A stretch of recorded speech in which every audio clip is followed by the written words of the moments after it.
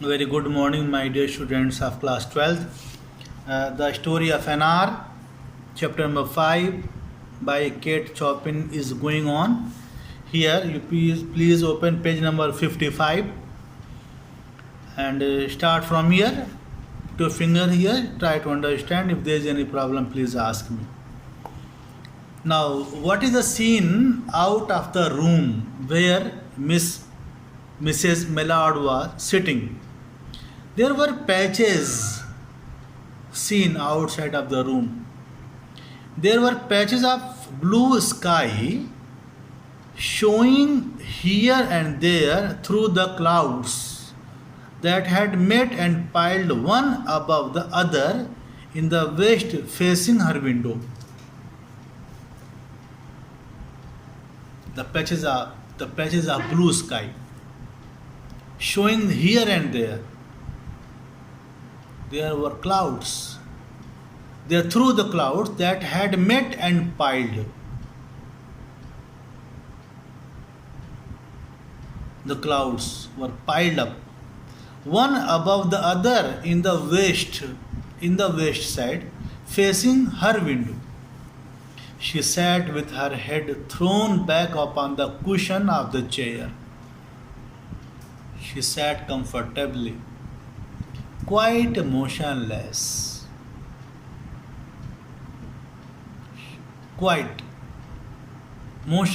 immovable, except when a sob came up into her throat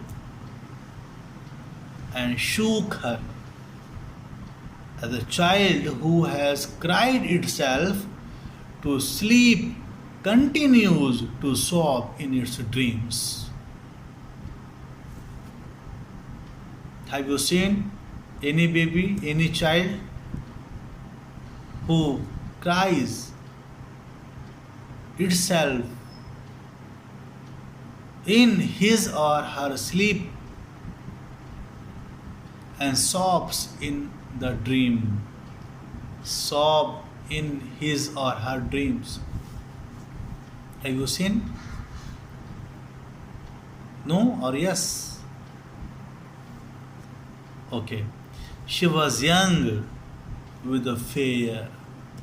Now, what is the countenance? What is the appearance of Mrs. Millard? She was young with a fair, calm face, whose lines bespoke individually indicated repression and even a certain strength. She was a bold lady, courageous. She was not a timid woman. But now there was a dull stare in her eyes. A dull stare in her eyes, whose gaze was fixed away off yonder, means distant, but within sight. Distant but within sight. Whose gaze was fixed away off yonder on one of those patches of blue sky. Fixed away her eyes on one of those patches of the blue sky. It was not a glance of reflection, but rather indicated a suspension of intelligent thought.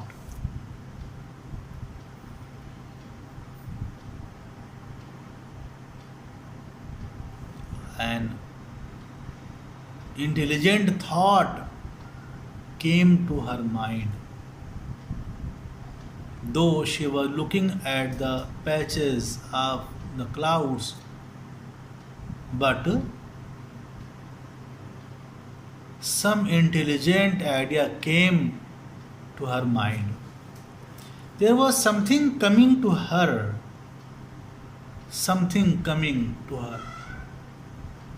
and she was waiting for it fearfully.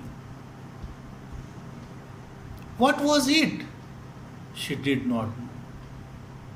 It was too subtle, hard to grasp, very hard. The intelligent idea that was coming to her mind was really hard to grasp and elusive, difficult to define,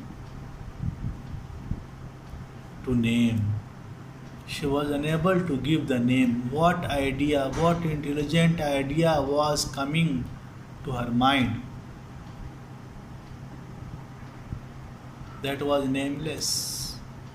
But she felt it creeping out of the sky, reaching toward her through the sounds, the scents, the color that filled the air.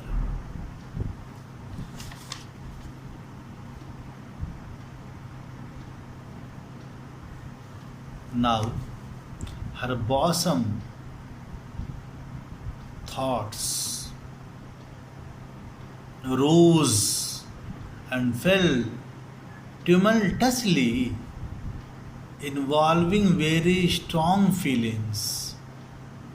Fell, fell, and fell tumultuously, involving very strong feelings. She was beginning to recognize this thing.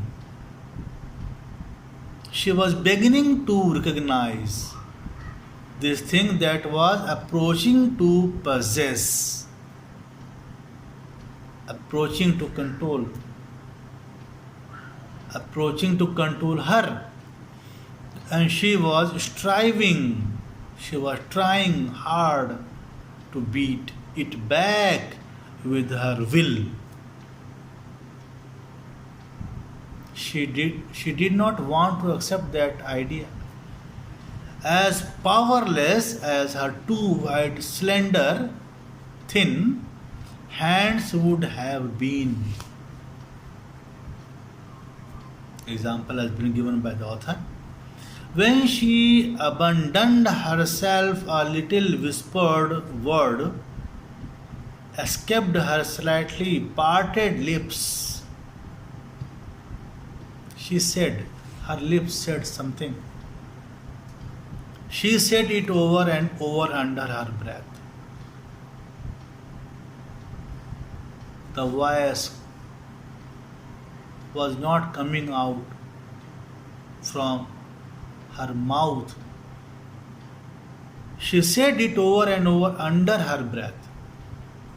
Free, free, free.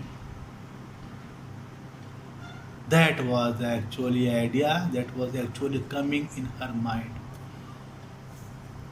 Everywhere there is freedom, as her husband was died. Her husband was no more. He was killed in a rail accident. Free, free, free. Now freedom everywhere. The vacant stare and the look of terror that had followed it went from her eyes. The vacant stare as she was staring, and the look of terror that had followed it went away from her eyes. The look of terror that had followed it went from her eyes, that stayed keen and bright. They stayed. Now the eyes were very keen, curious, and bright. Her pulses beat fast, and the coursing blood, running blood, warmed and relaxed every inch of her body. She felt a relaxation. That what happened if her husband is dead? She thought that what happened if my husband has died? Now I am free. Freedom is everywhere. There is no foundation. No one can scold me. No one can interrupt me in my work.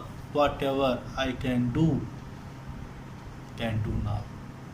Whatever I would like, I could do.